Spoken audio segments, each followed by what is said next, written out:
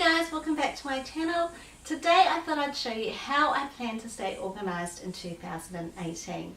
Some of these things that I use are things that I've used for a while now, and some of these things are recently new items for me, but I can't wait to show you how I plan to stay on top of things.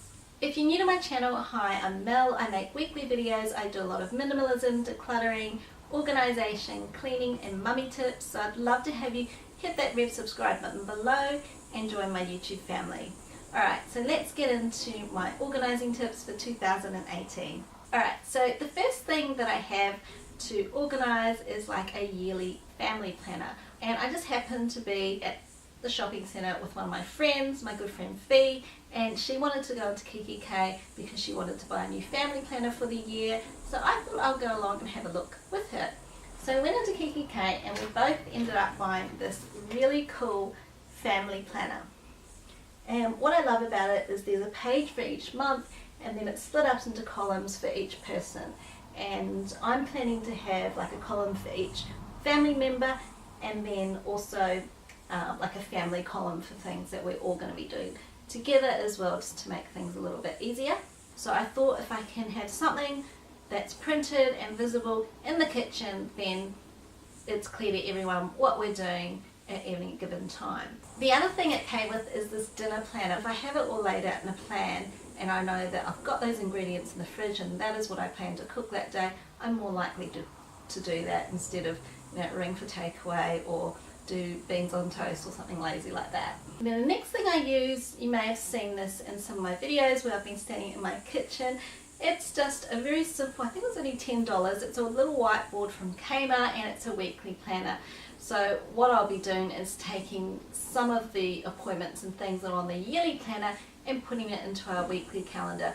And then the weekly planner is what we can all refer to on a daily basis. And it just sets us up for the week and we know exactly where we're at without necessarily having to go and look at the whole monthly planner. The other thing my friend Fee introduced me to is Google Keep, and this is a great way of segmenting your to-do list and having it all noted down.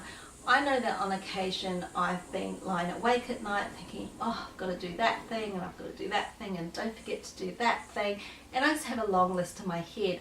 And I know you're not supposed to keep your electronics by your bedside. I know it's best practice probably just to have digital away from you, but I actually find it's helpful to have my phone there so that I can quickly note down any to-do item on my to-do list as I think of it, and then I know that it's captured on my to-do list, and then I don't have to think about it and I can more easily go to sleep. So the other thing I like about Google Keep is, one, it's free, just need a Google account to set it up, and two, you can color code the list and categorize things. So I've got a list for household administration, and then I've got another list for like my kids. If there's, you know, like a birthday invitation that I need to RSVP to for them, things like that. And the good thing is I always have my phone on me or quite close to me, so if I think of something on the spot that I need to do, then I can just grab my phone and put it in there before I forget about it. And then lastly, what I use is this yearly diary, and it's just got a page for each week, and this is what I use to note down my daily to-do list. And so I will just, maybe the night before or that morning, depending on how organized and how far ahead I am with things, will sit down and out of my list from Google Keep, or just other things which are maybe more detailed than the stuff I need to keep in Google Keep, I will just write down here. And sometimes if I'm writing down my list for Monday and I think, oh, but I've got to do that, but I can do that on Wednesday, or I'm going out on Wednesday so I can, you know, drop those clothes off to the recycle centre, or, you know, the clothing bin or whatever, I'll do that on Wednesday, then I'll just note it down for Wednesday instead, and then I'll see at the beginning of each morning when I refer to my to-do list, I'll see what's coming up and what I need to do that day, and I can prioritise accordingly. So that is how I keep organised.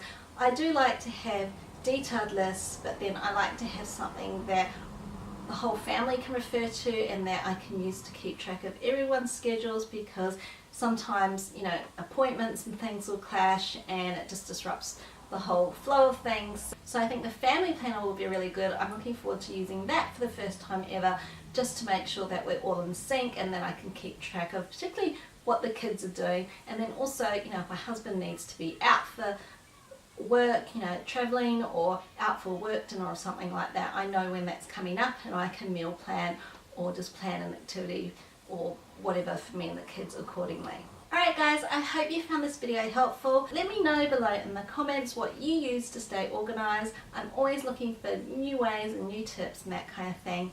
And yeah, I just find it really interesting as my kids grow up and they're going to be, you know, socialising more and taking on more activities and things.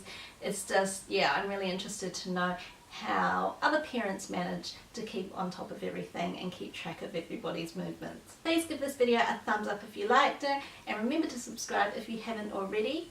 Thank you for watching, and I'll see you in my next one. Bye guys.